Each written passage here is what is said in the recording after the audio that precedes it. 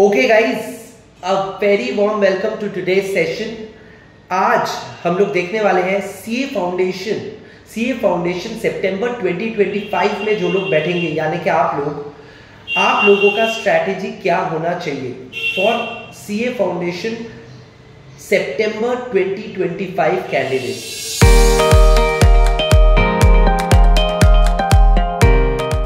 Okay, आज का तारीख है, अगर प्रिसाइसली बताऊं, मई का एंड है, 28 मई है।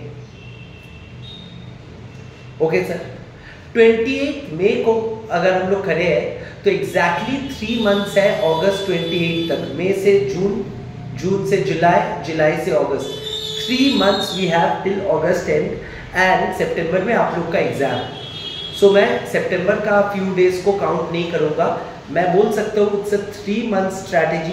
अभी 3 महीना पहले हम लोग खड़े हैं तो 3 महीना स्ट्रैटेजी हम लोग डिस्कस कर रहे हैं, और ये 3 मंथ स्ट्रैटेजी क्या होना चाहिए आइडियली एक स्टूडेंट का अच्छा रिजल्ट करने के लिए, क्योंकि सीए फाउंडेशन में good news is there is no ranking system, that is also good and also bad to some, but वो कंट्रोवर्सी में अभी नहीं जाते हैं। अभी स्ट्रेट अवे सोचते हैं कि 3 महीने में क्या आपका स्ट्रैटेजी होना चाहिए being a CA foundation student.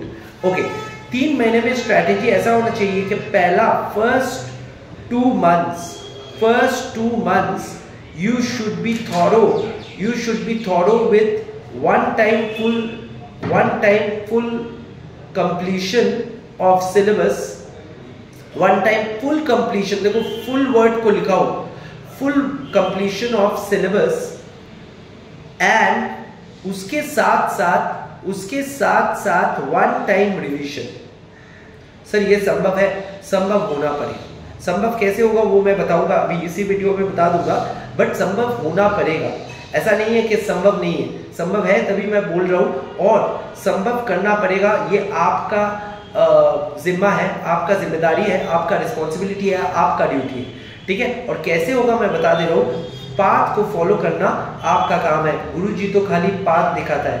Okay sir, आप गुरुजी हो? नहीं, नो। ओके,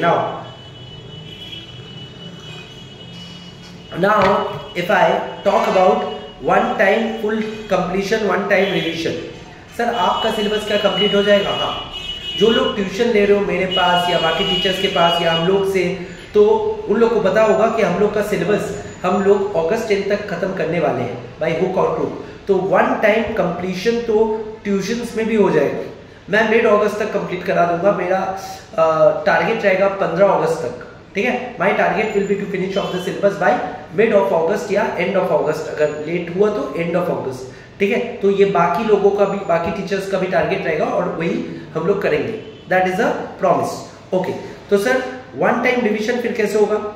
ये तुम्हारा पेन है, ये तुम्हारा पेन है। ये पेन कैसा है? देखो, when I am talking about one time full completion of syllabus, I am not saying कि सिलेबस ट्यूशन में खत्म हो गया जहां पे आप भर्ती हो गए, या फिर आप एक टीचर को फॉलो कर रहे हो, वो टीचर का सिलेबस कंप्लीट हुआ तो आपका सिलेबस कंप्लीट नहीं हो रहा। आपको घर में एफर्ट दे के फुल सिलेबस को कंप्लीट करना पड़ेगा, यानी कि हर एक चैप्टर को उस हिसाब से बनाना पड़ेगा जैसे कि आपको पता है। कल अगर आपको बोलूं कि ये टॉपिक समझाइए, आप अगर ये टॉपिक समझा पाते हो तब एक टॉपिक का सीखे हो। एक टॉपिक का सीखने का मतलब है मैं ऐसे सीखा कि मैं सिखा पाऊं, टीचिंग मेथड। सो उस हिसाब से आप सीख लीजिए हर एक टॉपिक को बाय एंड ऑफ अगस्त।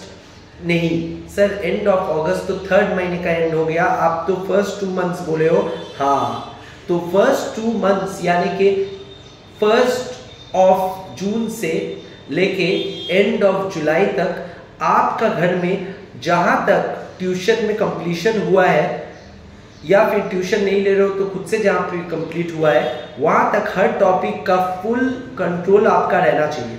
और जो जो टॉपिक्स बाकी रहेगा, मिनिमल टॉपिक्स बाकी रहेगा, वो टॉपिक्स ट्यूशन जैसे ही कंप्लीट होता है या खुद से जैसे ही कंप्लीट हो रहा है, जो लोग ट्यूशन नहीं ले रहे हो, तो वो तभी तैयार हो जाना चाहिए।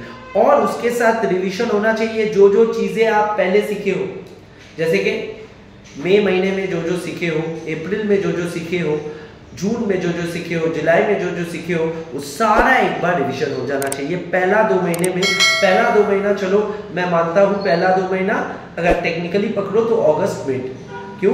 क्योंकि 3 महीना फ्रॉम एग्जाम मैं ये स्ट्रैटेजी दे रहा हूँ। 3 months from exam, exam is on सितंबर में, तो फिर अगस्त मिड तक ये हो जाना चाहिए, जो कि संभव है। फिर अगस्त मिड से सितंबर मिड तक क्या आपका स्ट्रैटेजी होना चाहिए, मैं बता दूं अगस्त मिड से सितंबर मिड तक एग्जाम तक आपका स्ट्रैटेजी होना चाहिए one more time of revision, यानी कि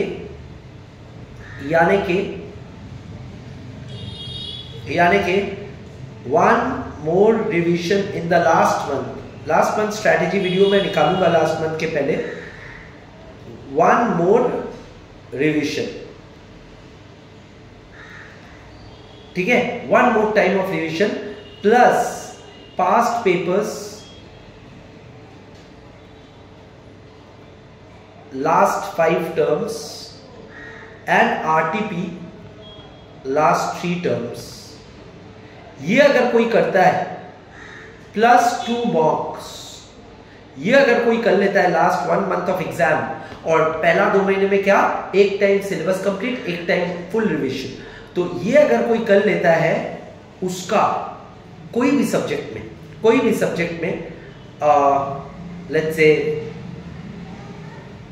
अकाउंट्स हो, लॉ हो, मैथ्स हो या इको हो, चारों मिला के 240 के ऊपर तो आएगा ही, गारंटी सर। हाँ,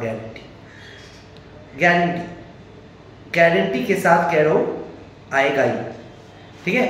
तो सर 240 दिखाई नहीं दे रहे, 240, ठीक है, 240 गारंटीड आपका आएगा अगर आप ये स्ट्रैटेजी अपनाते हो। यही है strategy, secret sauce of scoring 60+ above in CA foundation easily.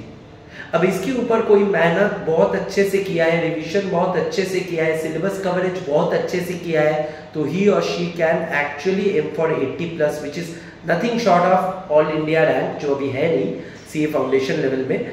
80+ या डिस्टिंक्शन उसका होना ही चाहिए। क्लियर है? तो this is how we are strategising. अभी पेपर वाइज बात करना है तो लॉ लेके मैं बात करूंगा, बाकी सब्जेक्ट्स का थोड़ा सा टिप्पणी दे दूंगा।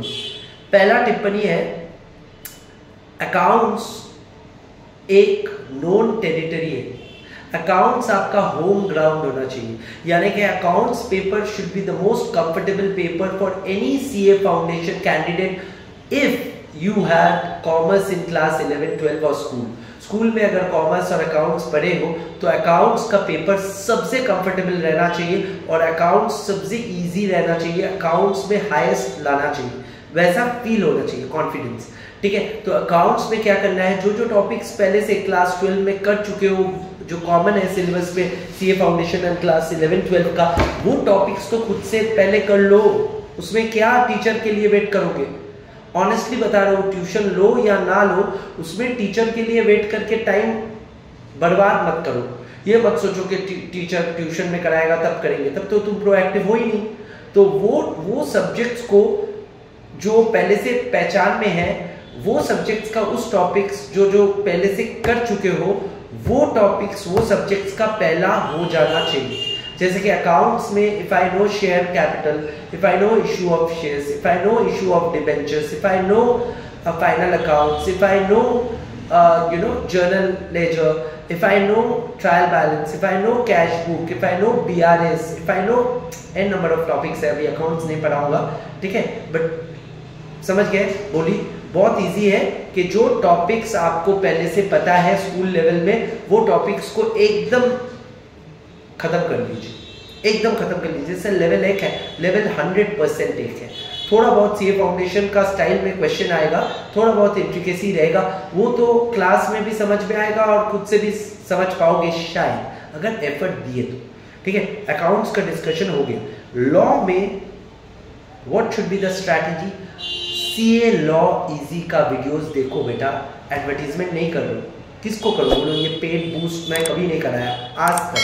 ठीक है, सीए लॉ इजी में मैं इतना मेहनत करके वीडियोस डालने वाला हूँ, लॉ का क्लासेस करा रहा हूँ, और some of you who are taking classes right now are very special to me, because I have once again restarted doing and giving lectures on CA law. So CA foundation law will be easiest if you follow the channel CA law easy. जो लोग अभी इस video देख रहे हो, मेरा student नहीं हो, सब्सक्राइब नहीं हो, इमीडिएटली सब्सक्राइब कर लो ये चैनल, बिकॉज आप लोगों को ये कंफर्ट मैं दे सकता हूँ, अगर चैनल फॉलो करोगे तो CA लॉ में 60+ चैनल फॉलो करने से आ जाएगा। मार्क माय वर्ड, इस वीडियो को पब्लिक भी करेंगे तो मेरे को चैलेंज भी कर सकते हो, ओपन चैलेंज, ठीक है। मैथ्स एंड इको MCQs है। मैथ्स मुझे आता नहीं है सर, कॉमेडी कर रहे हो आप? हाँ, मैथ्स आता तो मैथ्स ही पढ़ा था, लॉ क्यों पढ़ा था, ठीक है। मैथ्स मुझे उतना आता नहीं है, थोड़ा बहुत तो आता है ऑफ कोर्स, बट मैथ्स में 3 पोर्शन है, मैथ्स, स्टैट्स एंड DI या डेटा इंटरप्रिटेशन। तो मैथ्स या लॉजिकल रीजनिंग जिसको बोलते हो, तो मैथ्स, स्टैट्स एंड LR या DI, मैथ्स एंड स्टैट्स में stats is easier and DI is even easier.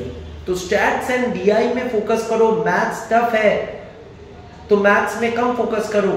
Sir ऐसा आप ओपनली बोल रहे हो, मैं बोल रहा हूँ उन लोगों को जिन लोगों का मैथ्स एकदम वीक है।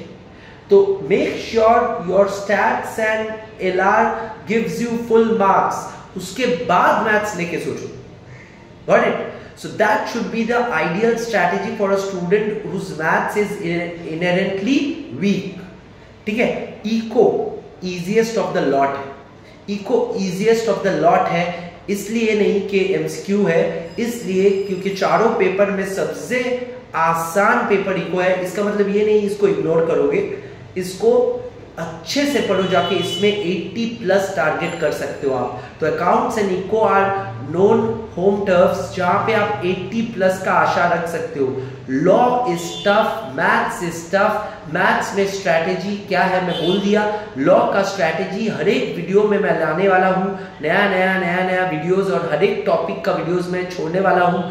CA law easy is the solution for law, and not only that, law का टेक्निक्स का हर चीज मैं वीडियोस में दे चुका हूँ, तो लॉ को लेके अलग कुछ बोलना नहीं है। इसके साथ सितंबर वालों का स्ट्रैटेजी वीडियो खत्म होता है, और लाइक और शेयर करना भूलना मत, ओके।